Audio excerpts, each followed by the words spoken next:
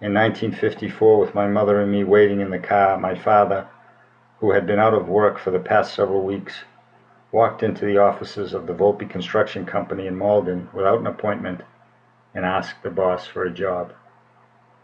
The boss, John Volpe, future governor of Massachusetts, Secretary of Transportation in the Reagan administration, and ambassador to Italy, gave him a job, not as an engineer, but as a worker in the gubernatorial campaign of a man named Christian Herder. There began an unlikely association that would radically change the course of my father's life. Herder was tall, lanky, and wealthy, and displayed in his speech, clothing, and posture all the entitlements and credentials of what would later come to be known as the white Anglo-Saxon male power establishment. And my father was a big-chested, 6-foot Italian who had never spent a week outside his neighborhood, who had not been to college or to Europe or even to Vermont for that matter. A Republican in a nest of Democrats, white and male, but entitled to nothing and wanting everything. They became fast friends, and their friendship endured until Herder's death in 1964. A strong orator, very careful about his clothes and manners, my father was a natural on the campaign trail, a great asset in the predominantly Italian-American precincts north of Boston. When Herder was elected governor of Massachusetts in 1954, he chose as his personnel secretary a working-class Republican from a provincial neighborhood on Boston's tattered northern cuff.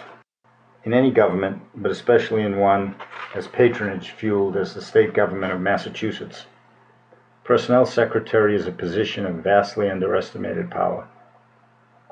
Acting by the rules on which he had been raised, my father found work for a long list of relatives and friends, filling the agencies of state with men and women he knew and trusted, or simply men and women who needed a boost in their lives, a steady paycheck, a safe niche they could cling to until retirement age.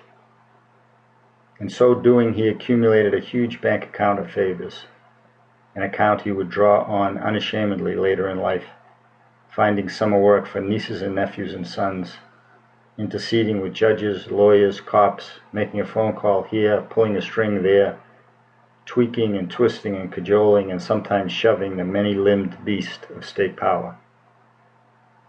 At some point in my early 20s, I turned my back on that side of him, refused any further assistance for myself, cast a harsh eye on what seemed to me then little more than nepotism. We used to argue about it from time to time. When I interviewed for my first government job in the USSR, he half-seriously offered to pull some strings for me in Washington. "You do that," I said, "and I'll refuse the job if I get it." "You don't think other people will be doing that for their own?" "I don't care," I said, and I didn't. But how easy it was for me, with my fancy education, to cast a righteous and condescending eye on his string-pulling, the survival by connection ethos in which and by which the people of his time and place lived. And how clear it is to me now that solitary achievement is not the only measure of worth, that all of us are constantly engaged in a give and take of affection and advantage, doing favors and having favors done for us. But I was headstrong then and full of myself, and like many other 24-year-olds, planning to remake the world according to my pure vision. To keep listening to this audiobook, I've left you a link in the description so you can do it, at no cost thanks to Audible's 30-day free trial.